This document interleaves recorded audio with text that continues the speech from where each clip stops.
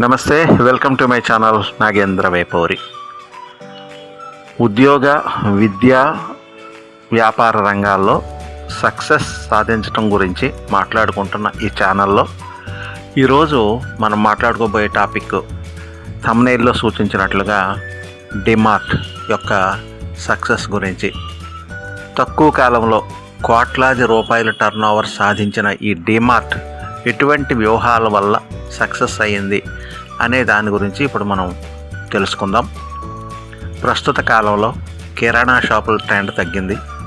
ఎందుకంటే కిరాణా దుకాణాలు సూపర్ మార్కెట్లుగా రూపాంతరం చెందాయి. ఈ సూపర్ మార్కెట్ల నుండి షాపింగ్ చేయడం చాలా సులభం జనానికి. కారణం ఏంటంటే అనేక బ్రాండ్లు చక్కగా ప్యాకింగ్ చేయబడినవి ఒకే చోట అందుబాటులో ఉంటాయి, అది కూడా తక్కువ ధరల్లో. ఇక్కడ మీకు కావాల్సింది ఇక్కడ తీసుకోవచ్చు. మీరు నగరం లేదా పట్టణాల్లో నివసిస్తూ ఉంటే కనుక డిమార్ట్ పేరు తప్పకుండా వినే ఉంటారు. మీలో చాలామంది డిమార్ట్ నుంచి షాపింగ్ చేయడానికి ఇష్టపడతారు. ఎందుకంటే డిమార్ట్లోని ప్రోడక్ట్స్ ఇతర సూపర్ మార్కెట్ల కంటే కూడా చాలా చౌకగా ఉంటాయి.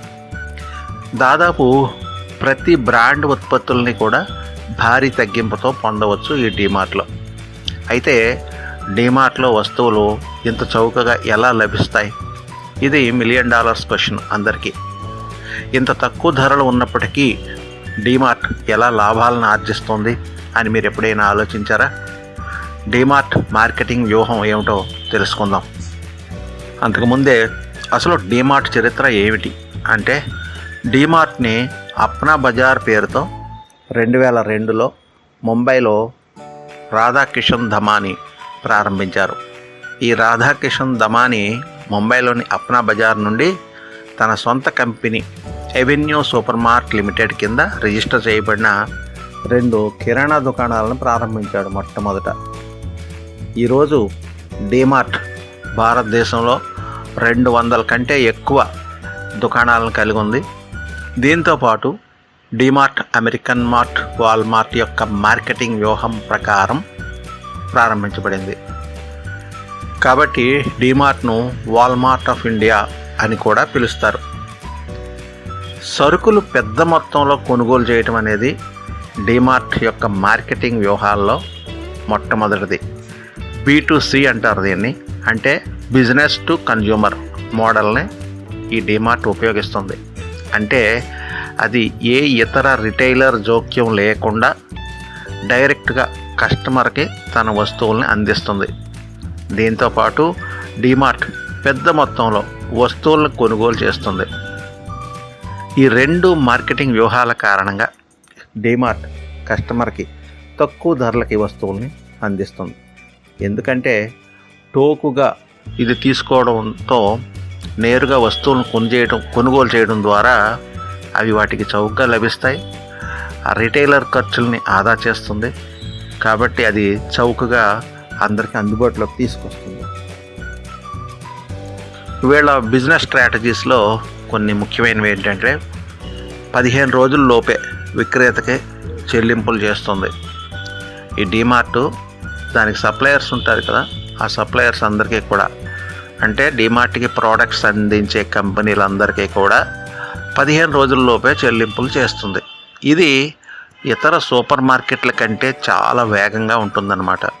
జనరల్గా చాలా మార్కెట్ల వాళ్ళు చాలా ఎక్కువ టైం తీసుకుంటారు సప్లయర్స్కి డబ్బులు చెల్లించడానికి.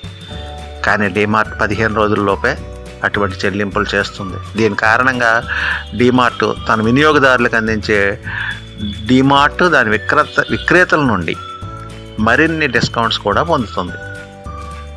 దీంతోపాటు తన ప్రోడక్ట్స్ని ప్రదర్శించాలనుకునే ఏ విక్రేత అయినా, అంటే దానిని ఫుట్బాల్ కేటగిరీలో ఉంచాలనుకుంటే ఈ డిమార్ట్ విక్రేత నుండి కూడా కొంత రుసుము వసూలు చేస్తుంది అన్నమాట. నెక్స్ట్, ఈ డిమార్ట్ తెరవడానికి స్థలం గురించి. ఈరోజు డిమార్ట్ భారతదేశంలో 200 కంటే ఎక్కువ దుకాణాలు కలిగి ఉందని చెప్పుకున్నాం కదా. ఈ దుకాణాల్లో చాలా వరకు అద్దెకు తీసుకోబడం. డిమార్ట్ తన దుకాణాన్ని తెరవడానికి ముందుగా స్థలాన్ని కొనుగోలు చేస్తుంది. తద్వారా దీర్ఘకాలిక పెట్టుబడి నుంచి అద్దె ఖర్చులు ఆదా చేయబడతాయి. ఈ దుకాణాలన్నీ కూడా మధ్యతరగతి నివాస ప్రాంతాలకి దగ్గరలో ఉంటాయన్నమాట. ప్రతి నెలకి ఇన్వెంటరీ. ఈ డీమార్ట్ ప్రతి 1-2 నెలలకి తన ఇన్వెంటరీని తిరిగి నిల్వ చేస్తుంది. ఇది ఎక్కువ కాలం పాటు ఇన్వెంటరీని ఉంచడానికి ఎక్కువ ఖర్చు అవుతుంది, కాబట్టి నిల్వ ఖర్చులని ఆదా చేస్తుంది. దీంతోపాటు డీమార్ట్ మార్కెట్ అండ్ కస్టమర్ డిమాండ్కి అనుగుణంగా ఇన్వెంటరీని తిరిగి నిల్వ చేస్తూ ఉంటుంది.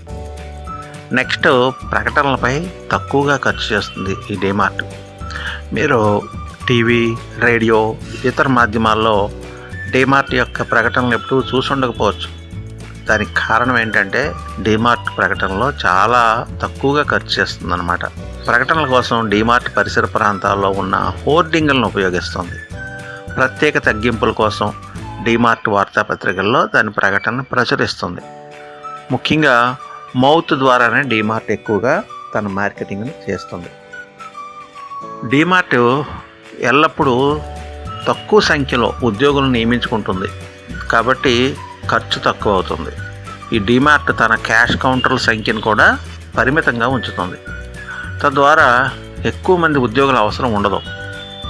దీంతోపాటు 60% మంది ఉద్యోగుల్ని కాంట్రాక్ట్ ప్రాతిపదికన నియమిస్తుంది డీమార్ట్. అంటే అందుకని వీళ్ళకి ఎడిషనల్ బాదరబందీలు ఏమి ఉండవు. కాంట్రాక్ట్ అయిపోతే ఆ ఉద్యోగులను తొలగించేయచ్చు కావాలనుకుంటే. ఇతర లీగల్ సమస్యలు ఉత్పన్నం కావు. ఆన్లైన్ షాపింగ్ సౌకర్యం. ఈ డీమార్ట్ సిద్ధంగా ఉన్న ఆన్లైన్ షాపింగ్ సౌకర్యాన్ని కూడా అందిస్తుంది. అంటే ప్రస్తుతం అందరికీ ఆన్లైన్ షాపింగ్ చేయడం అలవాటు అయిపోయింది కదా. కొంతమంది డైరెక్ట్గా షాపింగ్కి వెళ్ళి పర్సనల్గా వాటిని చెక్ చేసుకుని క్వాలిటీని చూసుకొని నచ్చినట్లు కొనుక్కుంటారు.